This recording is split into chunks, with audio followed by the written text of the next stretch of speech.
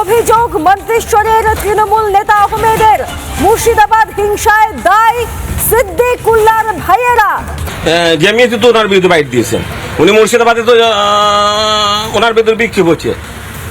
ওনাদের মুর্শিদাবাদে যদি দাঙ্গা লাগানোর মূলে ওনার ভাইরা। কি বলছেন?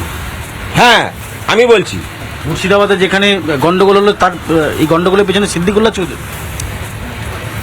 আমার ওনার ভাইদের ওই যে বড় বড় এই কথাবার্তা, বক্তৃতা, বড় বড় মানে ভাষণ, এইসব জন্যই মানুষকে মানে বিভ্রান্ত করছে। মুর্শিদাবাদ ধুলিয়ানের ঘটনার পেছনে সিদ্দিকুল্লাহ চৌধুরী, তাহলে এত বড় ওয়াকফ নিয়ে আন্দোলন হলো কলকাতায় বিভিন্ন জায়গায়, এর পেছনেও কি সিদ্দিকুল্লাহর ইনফ্লুয়েন্স রয়েছে?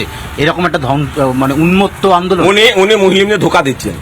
উনি ওয়াকফ আন্দোলন করার পর উনি চুপচাপ মানুষকে নিয়ে থেকে রাস্তায় নামিয়ে দিয়েছেন, যে মানুষকে বিভ্রান্ত করেছেন, যে উনি ঘরে ঢুকে বসে আছেন। উনি উনি উনি উনি ওয়াকফ তো মুসলিমদের ধরে নড়বেন। উনি একটা মিটিং করার পর ঘরে ঢুকে বসে আছেন কেন?